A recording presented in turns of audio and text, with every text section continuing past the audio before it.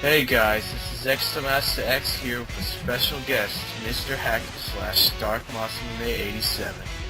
What up, what up, what up?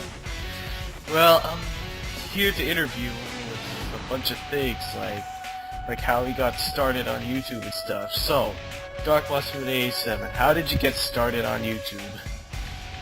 Well, I got started on YouTube because I just wanted to do it for fun, and also because I love gaming. Like, I've been gaming since I was around 3 years old, and the first gaming systems I've ever had was an Atari 2600, and what else? I had a Sega Masters, and then from there I had like the old school Game Boy and with the green screen. It was just crazy after that, and from there I just kept playing video games. But then I stopped for a while, and I got really into school and everything like that. And that's pretty much it. That's how the video gaming and YouTube started. Oh, I see. That's good to hear, DarkMasune. So, like, how do you think of your outlook on YouTube right now? I mean, honestly, it is what it is. Like, at the end of the day, I'm just having fun. I really could care less if something fucked up happens. You know, I just try to think positive and just hope for the best. And if people want to support me or be a fan of my channel, or just in general just be positive on my channel, you know, I'll try to look out and help others. But I'm not gonna sit around and help somebody that doesn't give a damn about nobody. So that's my outlook for that right now. Ah, I see. So like, that's good to hear also. Yeah. And people are saying that you're pretty busy these days. Like people know you got a life, but they must want you to like make a video so badly, or like connect with them on Xbox Live or PlayStation Network.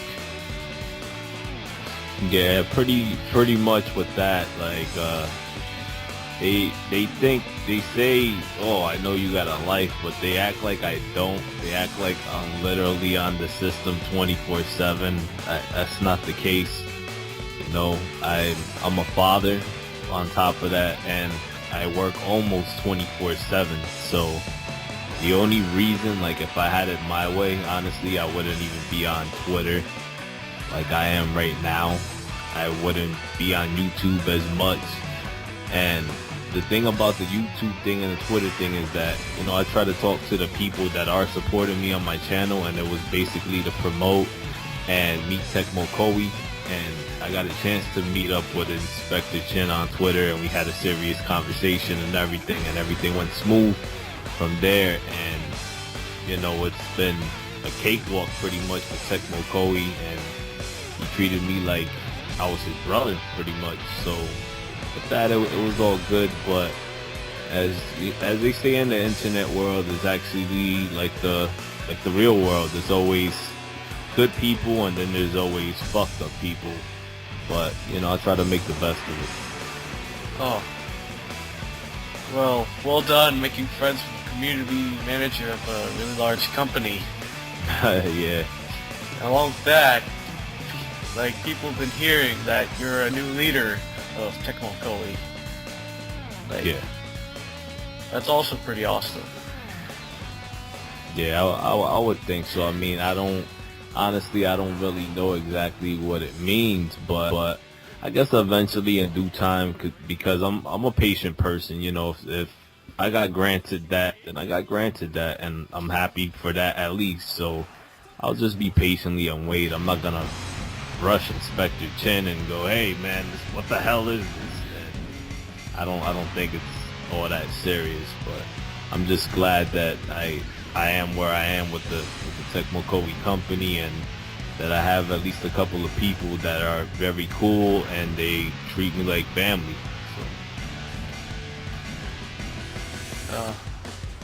So, like, what game systems do you own at the moment? At the moment, I have a PS3, Xbox 360, I have a Wii U, I have PSP, and couple of other older systems, so but I got them put away. Oh. What's your favorite system that you use most, like during these days? Like, what's like your most used out of all? Well, right now is my my PlayStation 3, my Xbox 360, and my PSP for the moment. But if there were like other great games that really interest me to play, then I would probably be on my 3DS. But the only reason I haven't been on my 3DS is because I've been waiting for a game called Project X Zone. Oh. So other than that, that's the systems that I've been playing on a lot. So, what do you think of your fans on YouTube and Twitter and all that stuff? Honestly, I love them. I think they're fucking awesome. I think they're an amazing crowd. What I love about them is that they actually inbox me and they conversate with me more than people on Twitter, which is crazy. You know, they also tell me, yeah, you know, I don't want to seem like I'm a nagger or whatever. I just want to hold a conversation with you. And I think it's cool that they're honest and they're actually telling me that, because not a lot of people are just going to come out of the blue and go, hey, I'm your biggest fan. Now, especially nowadays, like I don't think that's going to happen just like that. But I'm glad I got what I have. Every little bit to me counts. Well, that's good to hear. So, how do you feel about like your current standing on YouTube, like subscribers, views, and all that stuff, even though it barely matters at this point? Well, you know, YouTube. Everybody and their mother knows YouTube is all fucked up right now. Even big YouTubers are losing a shit ton of views and everything like that. But me personally, it's not stopping me from doing what I want to do on it. It's not going to stop me from uploading or anything of the sort. Nothing's really going to stop me from doing that. But at the end of the day, with this YouTube shit, I'm just trying to have fun. That's it. And if I meet new people that are real cool and everything, and you know, they're chill and down to earth, and I can get to know them, then that's cool also. But if it don't work out like that, I'm still going to continue what I'm doing on my channel and hope for the best. That is a pretty good ideal. Thank you. So, what do you think of Team Hack and Slash? What do I think? Well, they're all unique in their own sort of way. I mean, Crimson Konoichi, she's one of the first girls I've ever seen play a hack and slash game on YouTube, to be honest with you, and kick ass like one of the dudes, so it's kind of funny. But at the same time, I have to give her props about that, because not a lot of women players in the hack and slash community could actually play like that from what I've seen so far. Blazing Ace, he's a cool dude, very down to earth, all around type of guy, and he tries to keep himself busy. And the thing that I have to learn that he's doing right now is to stay off the internet. Don't be on it too much, because it can get you in trouble when you actually do give a fuck about people. So I have to learn that from him. So shout out to Blazing Ace for that. And he makes excellent content. I think his commentaries are very informative, and he's cool as hell. Jersey Boy, me and him just go way back, even though he's my family. But with the YouTube thing, let me push the family thing aside. With the YouTube thing, I think he's doing pretty good. Like when he first started all the way through now, there's a big difference. Like you can hear a big difference, see a big difference in quality, commentary, everything. So he changed a lot, but it was for the better, and I'm proud of him for doing what he's doing right now and making all those walkthroughs, because that takes time and effort. And you know, some people think it's easy, but it's not. The Master, I can say that he's excellent with editing videos. He's a very, very cool dude, funny as hell. he's a loyal person for that matter. Also, always around and willing to talk and there for you to vent. And his YouTube, basically, it's badass. I enjoy his YouTube. I watch all of his videos, like all the way through. I don't try to skip shit like, yeah, man, let me just watch 1 minute here. And I watch the whole thing as soon as I'm free and everything. And the editing, the montages he does on Dynasty Warriors, I think is badass. I don't really see a lot of montages on YouTube. And I know a lot of hack and slash gamers that are guys, and they don't really do montages the way the master does them. So that's pretty much it. Well, thank you, DarkMasamune. No problem. What do you think of like other people who do hack and slash videos who are well known for their videos, like Wonder Piro, or well, Wonder Piro is probably the only one around here that actually makes plenty of videos, and he's pretty famous. Like, what do you think of Wonder Piro? I mean, I think he's a cool guy, and I understand like what the hell is going on, like why he really doesn't comment too much and everything. Like I don't blame him. Like I got 1,000 subs and it's already feeling busy as hell, and then sometimes I feel like I don't even want to comment. So I understand where he's coming from with that. So I honestly don't think that's a problem. I had somebody one time on my PlayStation Network online hit me up on the PS3 and go, hey, you know, he didn't hit me back up, and I'm like, you have to understand. Look at his sub count. Like, he's not gonna respond to you right away, and on top of that, he has a life, and he's probably going to school or working.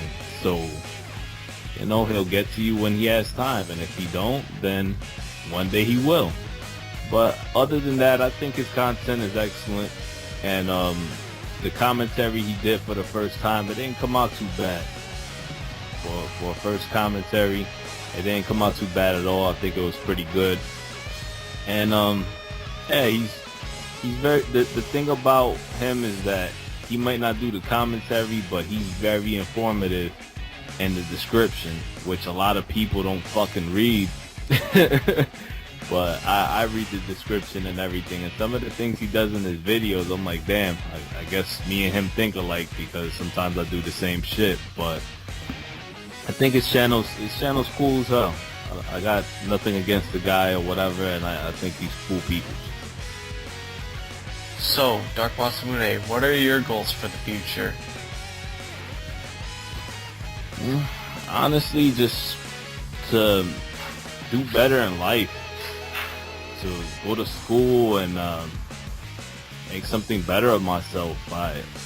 You know, the YouTube thing is all fun and everything, but it's not gonna pay the bills. You know, like I just do the YouTube thing for fun. Like, everybody takes it to another level, or everybody thinks, you know, I feel some type of way because I approached them. But I'm just an honest type of person, and I don't like to hold my tongue or sugarcoat anything and sell a person a dream.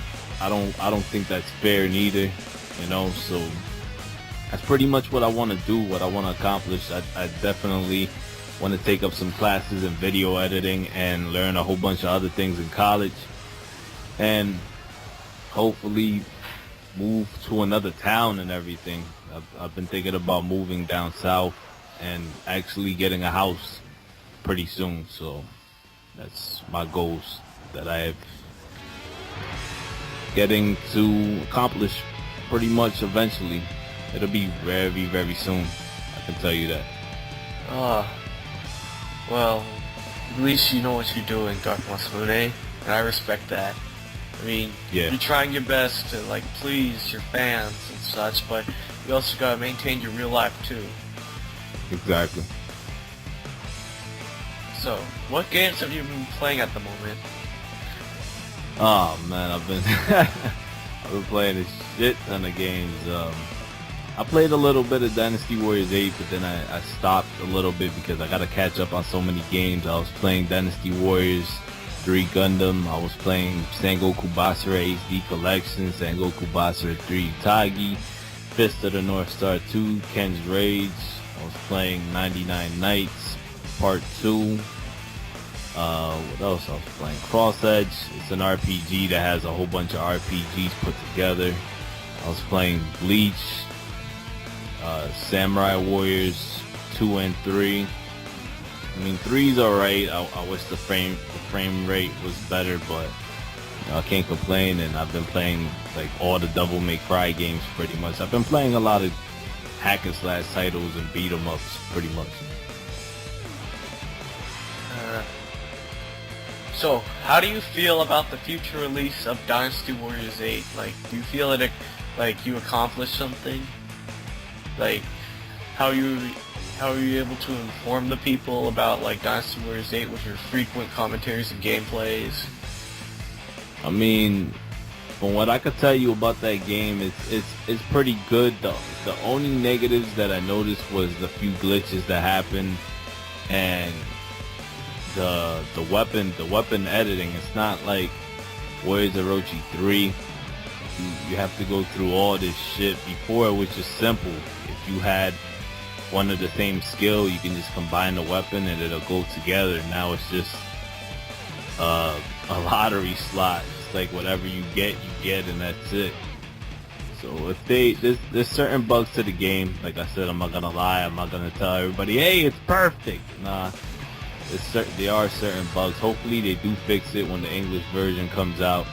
And from what I can tell you that they've told me is that the English version is going to have Japanese voices, subtitles also. And the Europe version has like 4 different languages. Which I was like, oh shit. But other than that, the game graphic wise and the battles, they're pretty good. Labu is fucking powerful. Unless you got that whirlwind on your weapon. You can hit him like 3 times and he'll die. But there's a lot of stages in the game, decent amount of characters, some great BGMs. So the game will be worth its price. Like, who do you think is the highlight of Dynasty Warriors 8? Like, what character do you think is the highlight for you? Honestly, I don't know. I can tell you this much though, like, not really the character, the 2 armies that they really show a lot during that game, and it seems to me like they're the exclusives are the Shu army and the Jin army, pretty much. Because of the new characters and the storyline that they're showing in the videos, it just gets pretty crazy with both of those armies story mode. Oh, well, that's a pretty good opinion. So, how did you originate from the Warriors series, like Koei games and such? Well, like, how did I get started with that? Yeah. Oh, it's funny. What happened was one day I was chilling with Jersey Boy at his grandmother's house, and he pulled out a game. It was Dynasty Warriors 3. I never forget it. And he goes, "Hey, you want to try it?" And at first I was like, "Nah." And then he's like, "Hey, seriously, try it. It's 2 players. Come on, we gotta have fun." So I started playing it, and from there on, I got really into the game, and that's what made that game made me buy a PlayStation 2 and Dynasty Warriors 3, and then he ended up getting Dynasty Warriors 2. But it was funny because I played Dynasty Warriors 1 a while back before Dynasty Warriors 3 or 2, so I was like, oh, it's a fighting game. But when I looked at the cover and everything, I was like, wait a minute, this ain't a fighting game like the first Dynasty Warriors game. So that's after I seen all that and the gameplay and everything, I got really into it, and ever since then I never looked back. You see, this is how DarkMasamune got started. During his youth, he started out with Dynasty Warriors 3. So, like, he wouldn't be here if Jersey Boy didn't introduce him to Dynasty Warriors 3. So yeah, that's DarkMasamune for you. And I believe DarkMasamune is a pretty cool guy to talk to, whether online or voice chatting or whatever. Thank you. Like, I'm trying to think of something. Like, how do you think of the North America branch of Tecmo Koei right now, since it's not being as active as its European counterpart. Oh man. Everybody that's a true hack and slash fan or into the news of Tecmo Koei, they know for a fact that Tecmo Koei North America is just falling apart. It's like there's only like a little piece of it sticking out of the trash. Like the Twitter's dead. Just everything they do is just dead. Like the promoting, the way they promote, it's fucking horrible. And I got nothing against Tecmo Koei, but I've talked to them so many times, and I've told them, you know, there's a lot of people that can pick that back up, and they're like, hey, let's see what happens. So with Tecmo Koei North America, that's basically in the air right now. Like, hopefully in the future something gets fixed with that company. If not, then that would suck.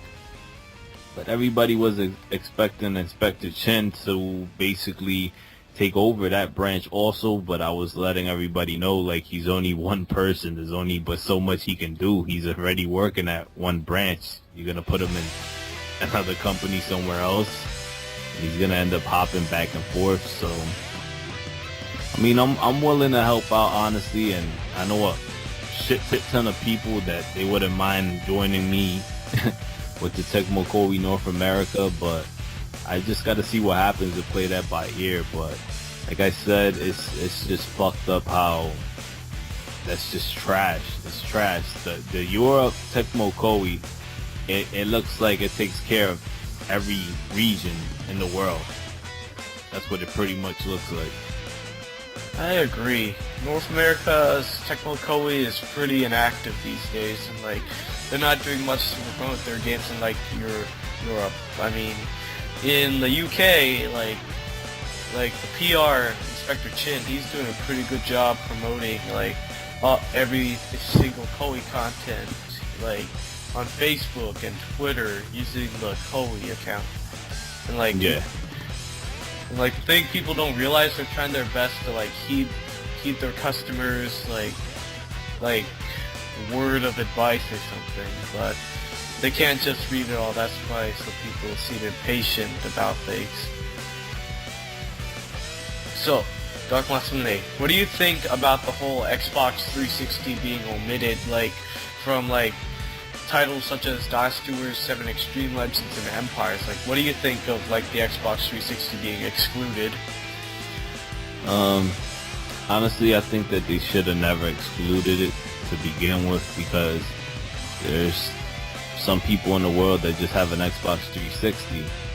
So I don't think it's fair that, you know, they gotta buy a PlayStation 3 in order to play Dynasty Warriors, even though everybody and their mother knows that Dynasty Warriors originated on the PlayStation. So, but at the same time, you know, Tecmo Koei, to be honest with you, all they had to do is make it a digital download on the Xbox 360, so that way, you know, it would have been less a headache for the Xbox 360 users. But they just left them in the dark with that. The good thing though about what's going on now is that at least the Dynasty Warriors 8 will be on the 360, so I guess they covered their asses with that pretty much. Well, I hope like Koei won't push their luck again with like Dynasty Warriors 8 Empires or Extreme Legends. Like, that would be really unfortunate for the Xbox 360 fans. Yeah, it definitely would. So, what's like if you were a fanboy, like what would you be for like any like fanboy of consoles or companies? Like if you were.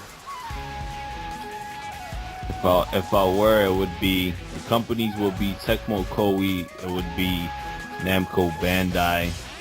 I was gonna say Capcom before, but Capcom is another company that's been slacking tremendously, and they don't really listen to their fans.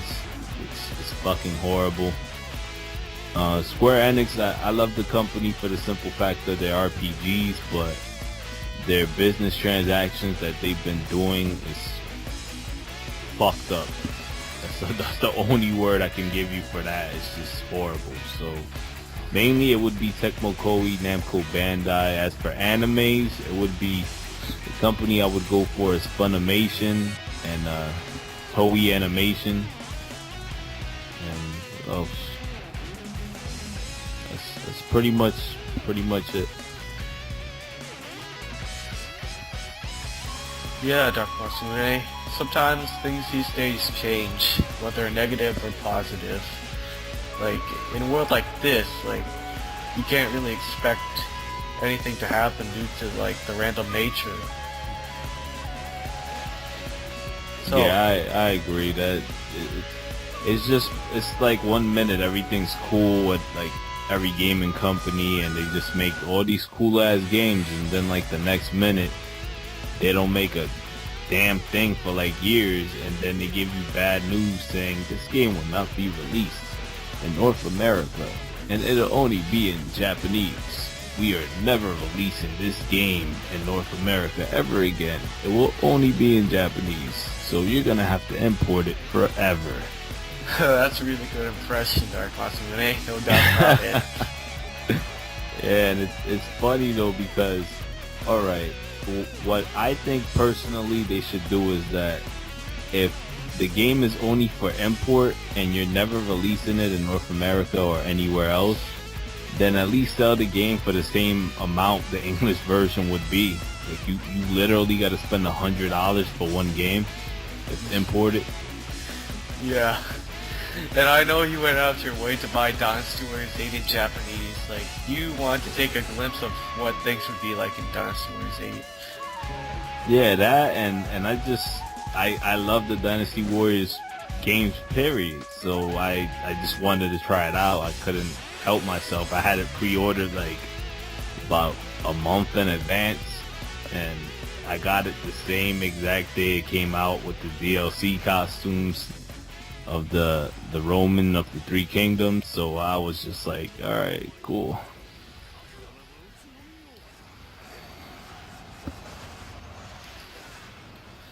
Yeah. So, like, how do you feel about making bonds with people on YouTube and Twitter and such? I'm glad that I made bonds with a ton of people. I don't really regret even what's going on right now with me, which is like it's like in the middle. No, I'm not gonna say it's fully bad because nothing's perfect. Shit does happen. You know, people do think otherwise of shit, and you can't really stop what they think. I mean, that's what they think. That's what they think. But it's not gonna stop me from doing what I gotta do. So that's pretty much it with that. Like, I'm not, you know, I expect the unexpected, and I'm not gonna, you know, think negative because something negative happened to me, like for half a day, for example. I'm just gonna be like, all right. Eventually, I'm just gonna brush it off my shoulders and keep going and doing what I gotta do.